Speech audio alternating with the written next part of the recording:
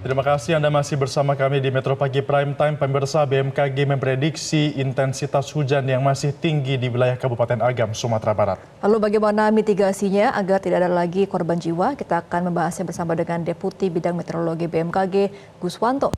Selamat pagi Pak Guswanto. Selamat pagi Gemma dan Febrian. Pagi Pak. Pagi ya Pak Guswanto, dengan masih adanya banjir lahar dingin di Agam, bagaimana untuk perkiraan cuaca di Kabupaten Agam hingga sepekan ke depan di sana? Kalau kita lihat berdasarkan pengolahan dan analisis BMKG dari beberapa data disimpulkan bahwa perakiraan potensi curah hujan untuk Kabupaten Agam itu masih bervariasi, artinya dari hujan ringan, sedang hingga lebat, itu yang bisa kita lihat.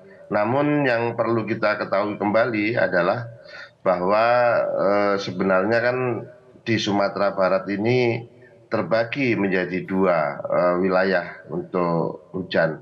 Yang pertama, kalau kita melihat di sisi sebelah barat daripada Bukit Barisan, terutama itu memiliki tipe curah hujan, pola hujan ekuatorial tipe 1. Artinya sepanjang tahun itu selalu jumlah curah hujannya itu menunjukkan musim hujan terus.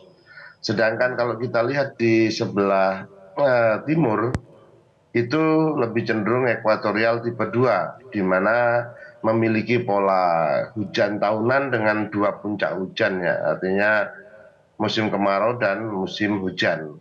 Itu kira-kira. Pak Guswanto, apakah intensitas hujan yang ringan hingga sedang inilah yang memicu terjadinya lahar dingin di sana? Febrian, kalau kita lihat berdasarkan data historis yang BMKG miliki ya, sebenarnya sejak tanggal 9, 8, 10 itu terjadi curah hujan di sana, tapi intensitasnya memang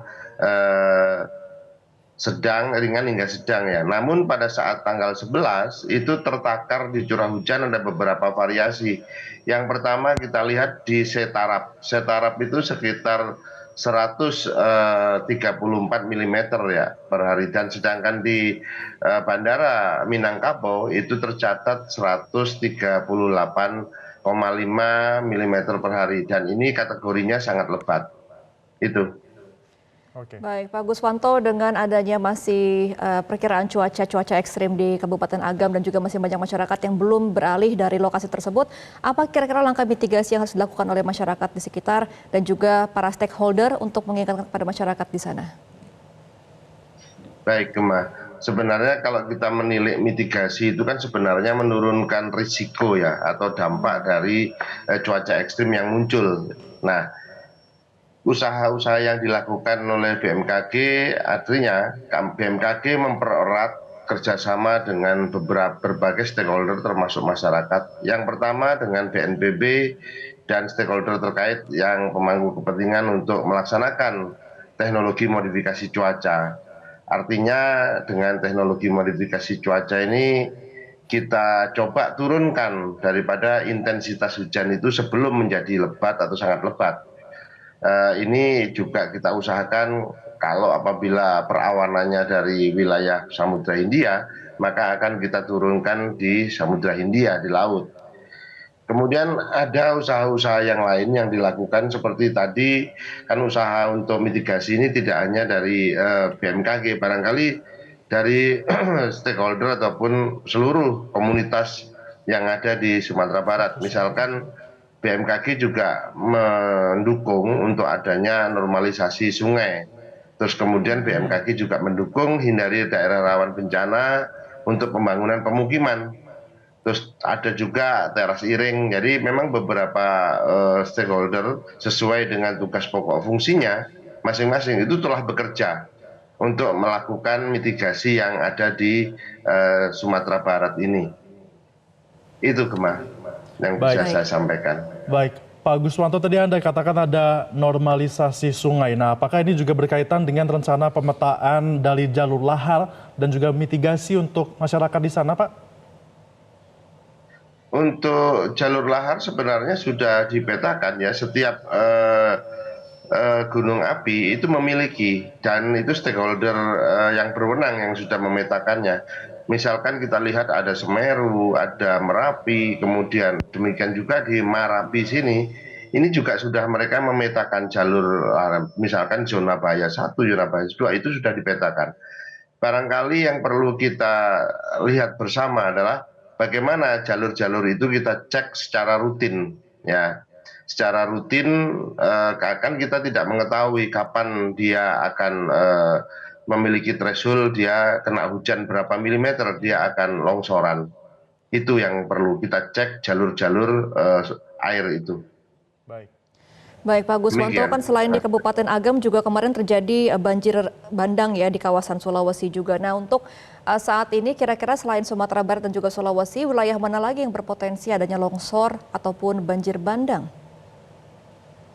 Yang perlu kita waspadai sebenarnya ini kan saat musim pancaroba.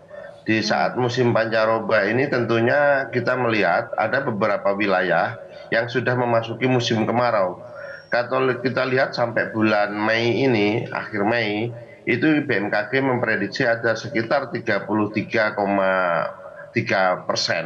zona itu Indonesia sudah memulai masuk musim kemarau. Misalkan Nusa Tenggara Barat, Nusa Tenggara Timur, Bali, kemudian Jawa Timur. Sedangkan di wilayah-wilayah yang curah hujan ekuatorial itu masih terjadi curah hujan, dan ini yang perlu diwaspadai. Misalkan kita lihat di sini Sumatera Barat itu salah satunya, kemudian kita lihat Kalimantan Barat, Kalimantan Tengah, kemudian kita juga harus waspada di Papua, kemudian ada di Sulawesi Tengah dan Selatan. Ini kan kalau longsor itu biasanya gabungan antara kemiringan suatu lereng, suatu wilayah dengan curah hujan.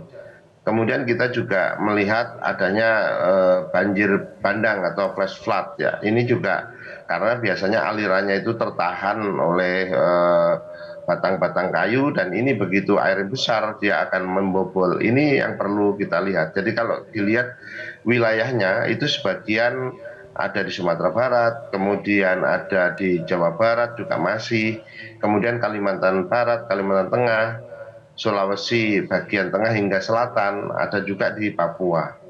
Itu demikian yang bisa disampaikan. Baik. Untuk potensi akan ada erupsi gunung api kembali, apakah ada potensinya Pak terjadi di beberapa wilayah? Untuk erupsi barangkali sudah disampaikan secara rutin oleh instansi yang berwenang ya. Ada beberapa kali misalkan Gunung Ibu, kemudian Dukono, kemudian Semeru, itu sudah mereka petakan oleh kawan-kawan. Dan ini suatu hal yang baik ya dilakukan, kita bekerja bersama-sama sesuai tugas dan pokok fungsi daripada lembaga-lembaga yang sudah dibentuk di Indonesia. Kalau kita lihat memang sudah ada beberapa itu, seperti Gunung Ruang juga sudah selesai sepertinya, namun perlu pembenahan kembali seperti apa, kembali normal semula. Oke, baik Pak Guswanto, apa yang perlu diwaspadai dari musim kemarau dan juga hujan di tahun ini? Apakah ada perbedaan dari tahun-tahun sebelumnya untuk kriteria ataupun dari musim-musim ini perbedaannya? Baik, musim hujan tahun kemarin dengan tahun sekarang barangkali ada sedikit perbedaan. Kalau tahun kemarin itu musim hujan itu masih dipengaruhi oleh fenomena El Nino ya. Saat ini indeks Nino 34 itu sudah berkurang sekitar 0,7, dan untuk normal itu udah 0,5. Artinya kita berharap dalam beberapa pekan ke depan itu akan menuju normal indeks Nino 34-nya, sehingga bahaya kebakaran hutan dan lahan itu bisa dikurangi, karena El Nino itu bisa menyebabkan kekeringan seperti tahun-tahun yang lalu, kebakaran hutan dan lahan. Nah, tahun ini yang perlu diwaspadai sebelum menuju musim hujan adalah musim pancaroba. Pancaroba itu kan Maret, April, Mei ya. Ini biasanya tadi itu yang saya sampaikan, hujan durasi singkat tapi membawa hujannya sangat lebat, atau hujan yang cukup lama. Biasanya daerah-daerah tertentu itu cukup lama ya, seperti di Sumatera Barat ini hujannya kemarin itu hujan dari sore hingga pagi. Nah ini kan kita pada saat istirahat malam ini perlu diwaspadai juga.